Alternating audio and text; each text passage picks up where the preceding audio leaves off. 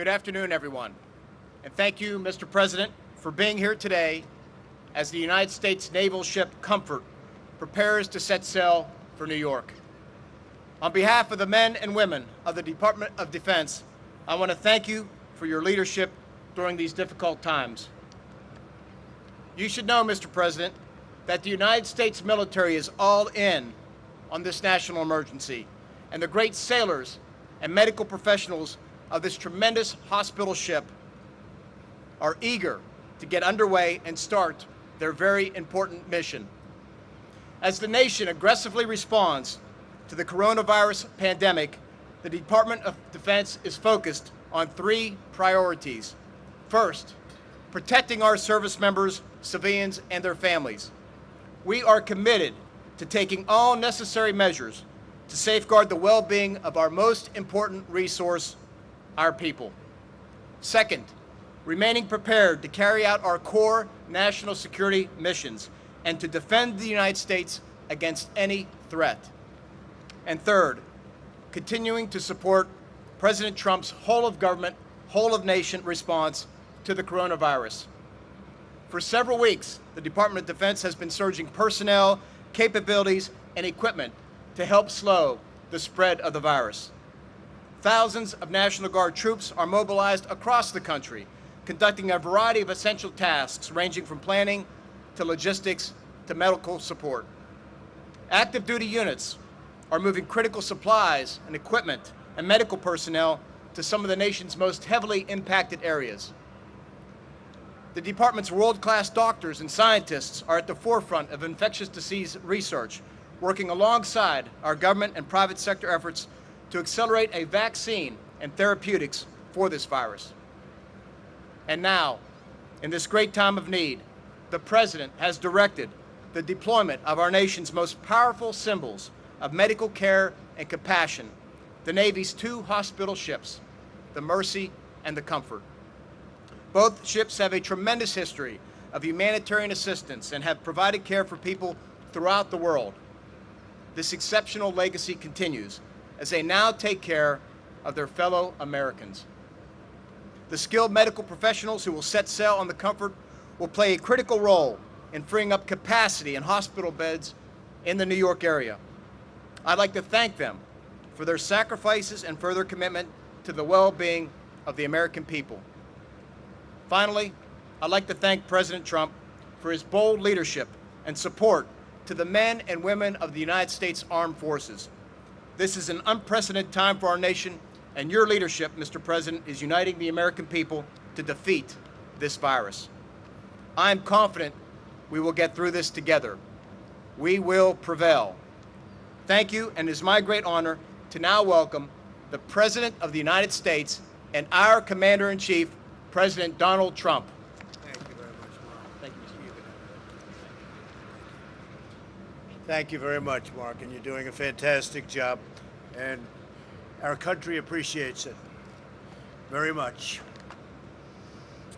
And thank you, everybody, for being here today. I'm deeply honored to be at Naval Station Norfolk, the largest naval base anywhere in the world, and the home to the most powerful fleet that has ever sailed the seas. I just passed some of the most beautiful and, frankly, the most highly lethal ships that I have ever seen in my life, and there are a lot of them.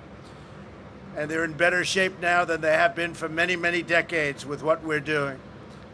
We're grateful to be joined by Commander of the U.S. Fleet Forces, Admiral Christopher Grady, and Commander of the U.S. Second Fleet, Vice Admiral Woody Lewis. Thank you both for being here. We appreciate it very much. As we gather today, our country is at war with an invisible enemy. We are marshaling the full power of the American nation, economic, scientific, medical, and military, to vanquish the virus, and we will do that. Today, I'm here to express my profound gratitude to the dedicated service members who will soon be on the front lines of this fight. In a few moments, the crew of the Navy hospital ship USNS Comfort, which is really something, will embark for New York City, where they will join the ranks of tens of thousands of amazing doctors, nurses, and medical professionals who are battling to save American lives. This great ship behind me is a 70,000-ton message of hope and solidarity to the incredible people of New York, a place I know very well, a place I love. We're here for you, we're fighting for you, and we are with you all the way, and we always will be. You have the unwavering support of the entire nation, the entire government, and the entire American people. After being rushed out of maintenance with historic speed, it was supposed to be here for 4 weeks, and they did it in 4 days. The Comfort will arrive at Pier 90 in Manhattan on Monday, 3 weeks ahead of schedule. Its crew will begin treating patients on Tuesday. It will be met in New York Harbor by Governor Cuomo, who I just spoke with. He's very excited, and they need the help. The skilled sailors and civilian mariners aboard this ship will provide a critical surge capacity for the New York metropolitan area. Their mission will be to care for New Yorkers who do not have the virus but who require urgent care. In other words, they'll be using this. People will be coming out of hospitals who don't have the virus, and they'll be on the ship where they have great operating rooms and great facilities. And the places inbound on land will be where people that have the virus will be.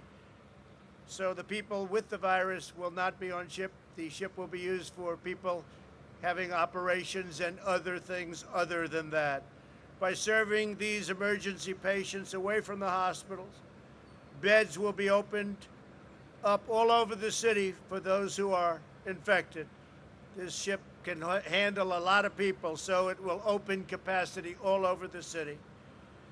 And it'll be ready to address any life-threatening medical emergency. It is stocked. It's stocked to the brim with equipment and medicines and everything you can think of. Importantly, by treating non-infected patients remotely on the ship, it will help to halt very strongly the transmission of the virus. The Comfort sister ship on the West Coast, the USNS Mercy, arrived ahead of schedule substantially in port yesterday. Governor Gavin Newsom was very thankful for it. They're working very hard in California. It's performing a similar mission for the people of Los Angeles and the people of California.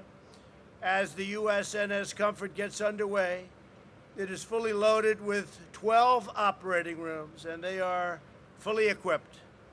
1,000 hospital beds, a medical laboratory, a pharmacy, an optometry lab, digital radiology, a CAT scan, 2 oxygen-producing plants, and a helicopter deck, which will be used very actively. It also bears our military's greatest weapon of all, a crew of nearly 1,200 outstanding members of the United States Navy, and I thank them very much.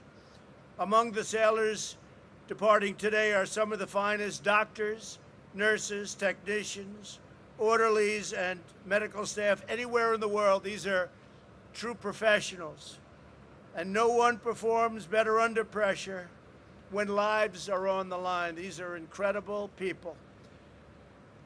We will stop at nothing to protect the health of New Yorkers and the health of the people of our country in their hour of need. I also want to remind everyone about the CDC's latest guidance. If you are from the New York metropolitan area and you travel elsewhere, we need you to self-quarantine for 14 days to help us contain the spread of the virus. And I am now considering, and we'll make a decision very quickly, very shortly, a quarantine, because it's such a hot area, of New York, New Jersey, and Connecticut. We'll be announcing that one way or the other fairly soon.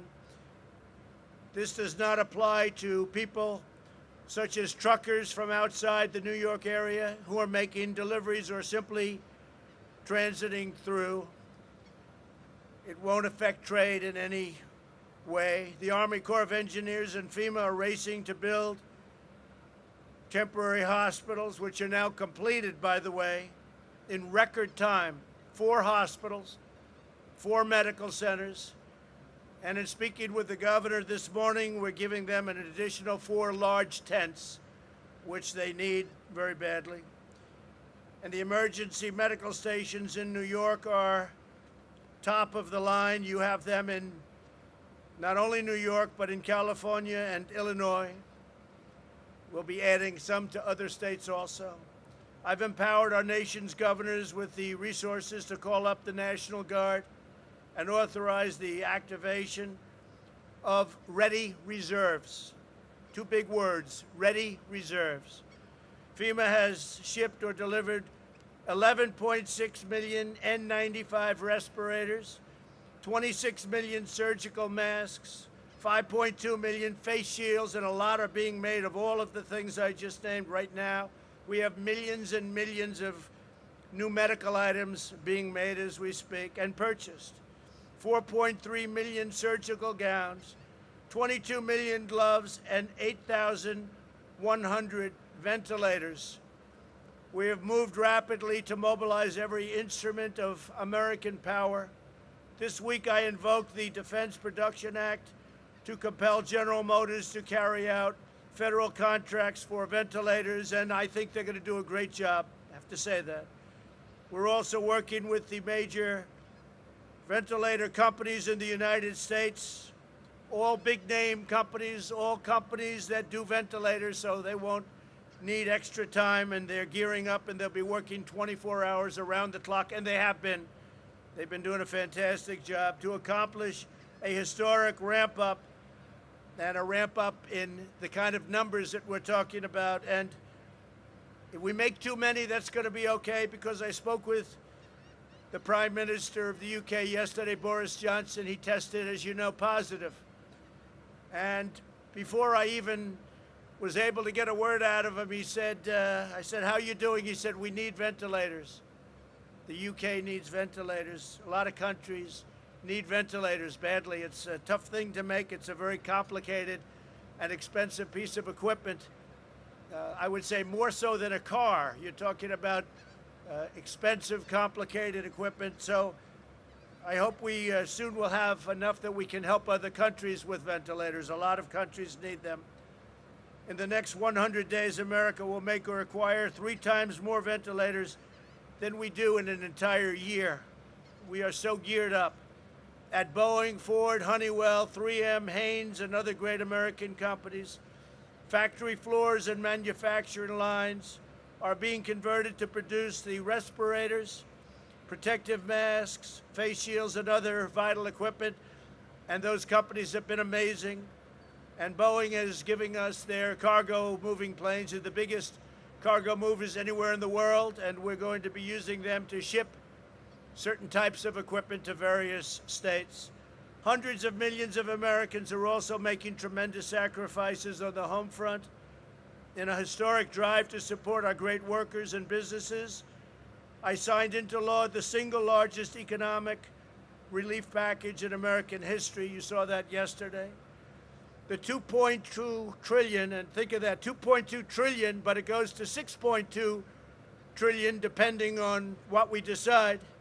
This legislation delivers job retention loans for small businesses to help them keep workers on payroll, expanded unemployment benefits, and direct cash payments to American citizens.